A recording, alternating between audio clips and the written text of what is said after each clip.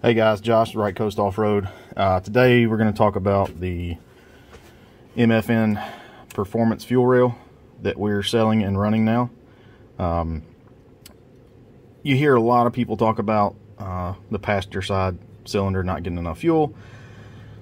Some of the issue is that the stock fuel rail, which is this black piece here, held in by those two screws, it feeds from the driver's side. And, you know, there's discussion about being too much heat over here and not enough pressure and all kinds of stuff. But what this does, instead of feeding in from the driver's side, it does still feed in from the driver's side, but it's like a two-level. It goes in to the middle and then splits and goes to both sides equally. So that should eliminate some of that the fueling issues on the passenger side. There's some guys that run these that say it makes them run smoother. I didn't notice a difference in the way it ran, but we've got 200 plus hours on our KRX. Been running this version for a very long time with no issues. We've ran every tune known to man and no issues. This is different from others on the market because there's a fitting on this end, so if you want to kind of work out your own fuel line return, you can. I know there's some guys working on that now. The other options that are out there, all the fittings are on this side, but with this one you can work out a return. But yeah guys, it's pretty simple. I mean, obviously it's a high quality part. We wouldn't sell it if it wasn't. It's made by MFN Performance out of Tennessee. Good guys, actual racers, so they know what they're doing. But yeah, we'll get right into the install. Alright guys, so install, I'm not going to show you how to pull the bed up.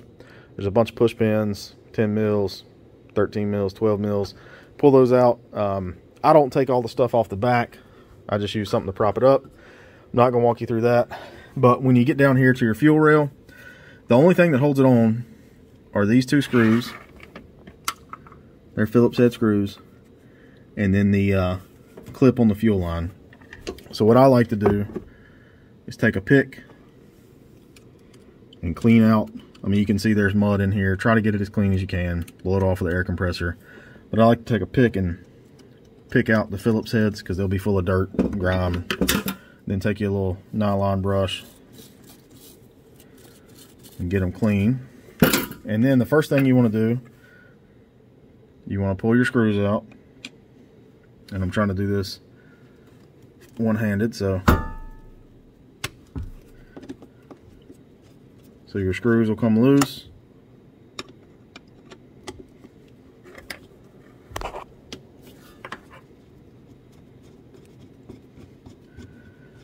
So remove your screws completely, and then the clip on the fuel line can be a little tricky. Let me zoom in for you. So there's a little clip there, and it's got the same clip on the back side of it. So you kind of gotta get your fingernail under there, pull up on it, and it does not come completely off. It'll just slide up.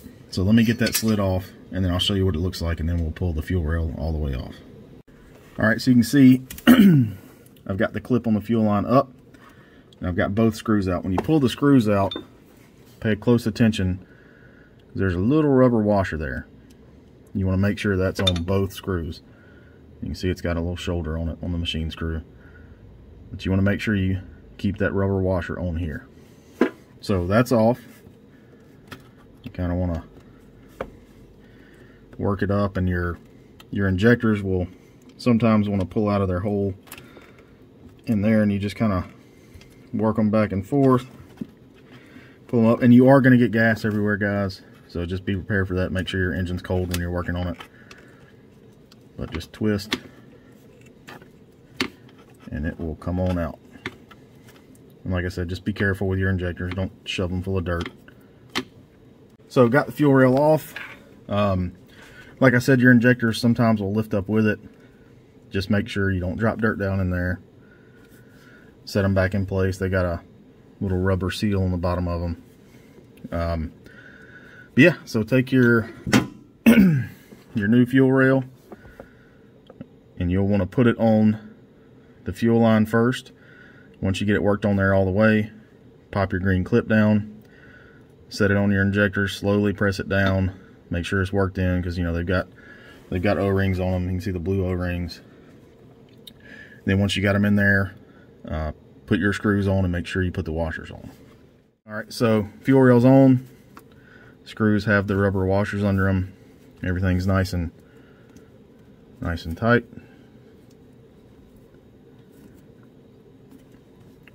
Got your fuel line on secured. And the most important thing to do, guys, anytime you're messing with anything on the fuel system, cut your key on, you know, let it pressurize the system, maybe crank it, cut it off, cut it back on, and check for leaks.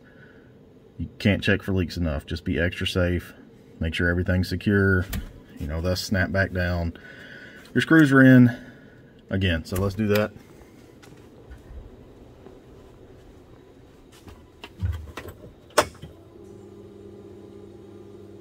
You can hear the fuel pump.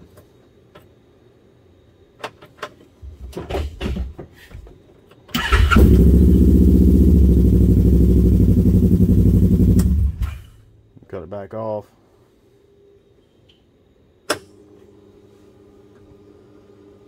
Cut it on, repressurize it, and check and see if we have any leaks.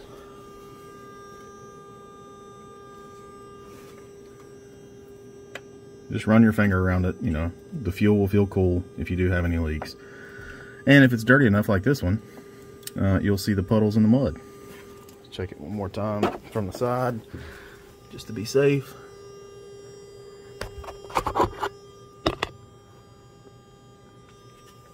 Alright, so there's no leaks, guys. Fuel rail's on there.